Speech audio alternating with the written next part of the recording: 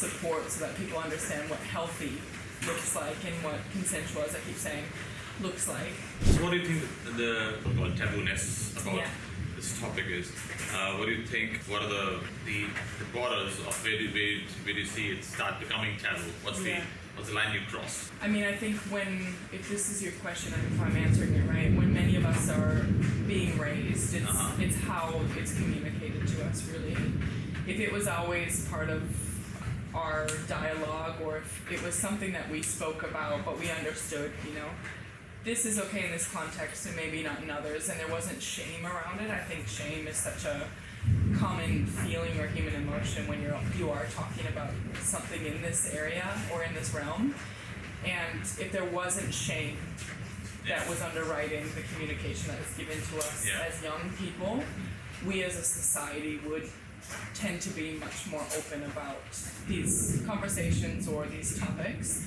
So I do think that religion as well is it's a huge part of this. It's a huge reason why, in my own experience, that was quite taboo, and it was something that was kind of an untouchable, but it's something that needs to be wrapped in education and support so that people understand what healthy looks like and what consensual, as I keep saying, looks like. It's incredibly important. Relationships and mental health. Can you elaborate on that side of it a bit more? What are the key things or observations you have, and what are the key issues which most of us are struggling with? Yeah, when you talk about relationships, so I think people automatically think your romantic relationships, which is not only the case, and I think men in particular are really good to better understand, because when you talk about relationships and you talk about men and the very important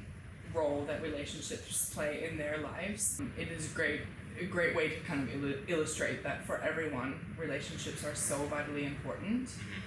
One of, if not the top cause of men's mental ill health and suicide is relationship breakdown, and that is romantic relationship breakdown, and it's a loss of community that they might have, particularly when they're 40 plus, because 40 plus year olds tend to have young children who might have grown up a little bit more, so they're less dependent on a father figure, while the mother does tend to have a very close bond with those children and tends to, in more traditional families, play a more, I guess, maternal kind of role. And I'm talking about hetero relationships in a very traditional sense. I understand that.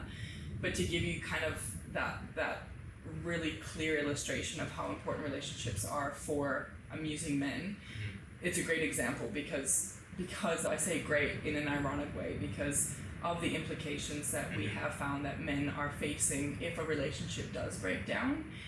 And I think a bigger risk. What's that, sorry? A bigger risk? Yeah, a hugely increased risk in mental ill health and suicide rates due to that. I think because in a traditional working context, we don't tend to talk to men as much about their relationships, for example. You might, someone might throw a comment around, you might say, how's the wife? How are the kids? How you going? Do you want to go grab a beer or something? In a very kind of, I think in Australia we have a very blokey kind of culture, and we don't get in there like many women or gender diverse people would. But where we're missing the mark a little bit is actually stopping and actually talking about how are you going, or how is XYZ. And because men tend to lose a lot of the support around them as they provide for families or as their family grows up, and they are, I think, called upon a lot still in society to be that main kind of provider in some contexts, which is shifting.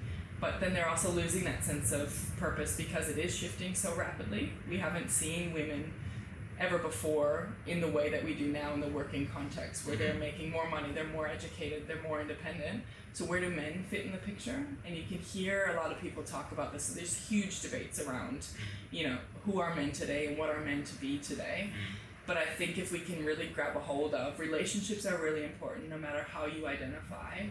And if we can learn how to talk about that with one another, I'm not saying just in the working context, but if we can normalize struggle in relationships and how messy they are and how imperfect we all are, and how perfect social media tells us another is versus the way that we're experiencing it, normalizing that all is incredibly important, but we're really struggling to kind of break that down because there is so much fallacy of perfection, I think, all around us.